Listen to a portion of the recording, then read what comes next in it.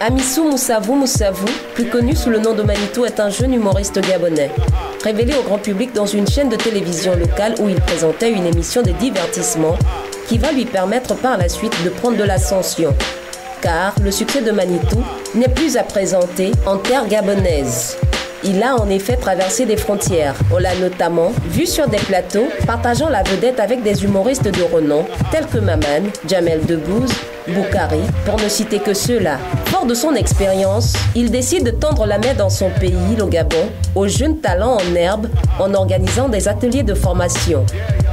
Bon, c'est une masterclass. J'ai lancé cette masterclass pour qu'aujourd'hui, l'artiste, comment on appelle ça? L'artiste a des bases. Désormais, pour être artiste, c'est pas juste, je parle de mon domaine, pour être humoriste, c'est pas juste venir faire rire les gens. C'est avoir aussi un bagage intellectuel derrière. C'est avoir une formation, voire des formations d'ailleurs.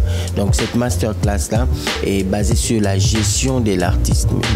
Voilà, donc du coup, il y a plein de jeunes qui se sont déployés, qui sont arrivés, qui ont subi la formation côté humoristique et aussi comment pouvoir gérer sa carrière. Tu peux être un artiste, mais ne pas avoir des bases. Et voilà pourquoi il y a plusieurs artistes qui n'ont pas de durée, qui montent et après ils descendent tout de suite. Voilà, donc c'est ça la base même de cette masterclass.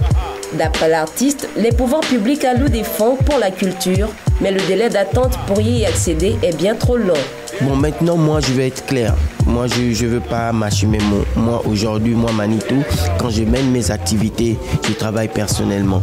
Parce qu'aujourd'hui, j'ai compris que si tu tournes derrière les gens, tu vas demander, tu fais des courbettes, forcément, tes projets ne vont pas jusqu'au bout, ne vont même pas aboutir. Du coup, moi, je me dis, j'économise un peu d'argent et je fais mes projets avec ou sans moyens. Si derrière ça, il n'y a pas de jeunes il n'y a pas de sponsors qui voient des affiches et qui viennent vers moi pour me dire Manitou, on va te soutenir. Mais moi, je préfère rester à ma place. Je préfère encore passer un coup de fil à un grand frère que grand frère, oui, soutiens-moi, j'ai tel master, j'ai ceci ou cela. Ce que j'ai fait là, cette masterclass-là, les gens payent pour y participer. Mais moi, je le fais gratuitement pour des jeunes humoristes. Pour des jeunes aussi qui sont là, qui ne sont pas forcément humoristes, mais qui sont venus apprendre. Donc du coup, c'est vraiment avec le cœur tout ce que moi je fais.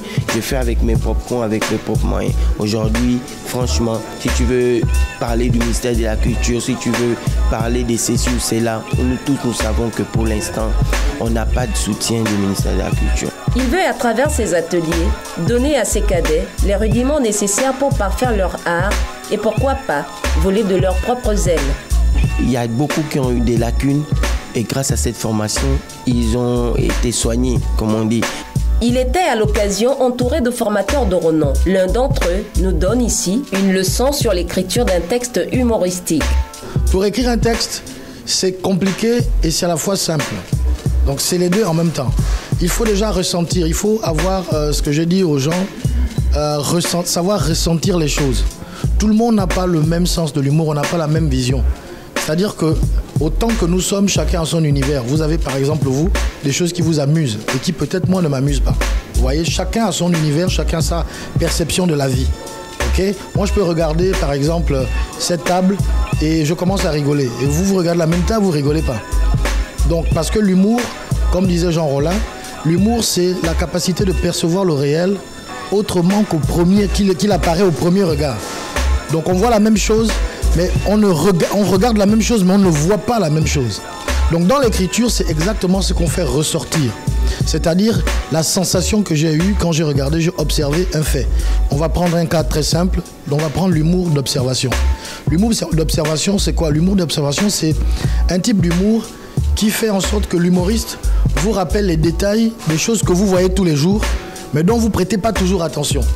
Par exemple, il va vous dire, est-ce que vous ne vous rendez pas compte que quand on est, par exemple, en pharmacie, il y a toujours une dame, au fond, qui va faire ceci ou qui va faire cela. Et puis vous faites, ah mais tiens, ouais, j'avais pas remarqué. Vous voyez?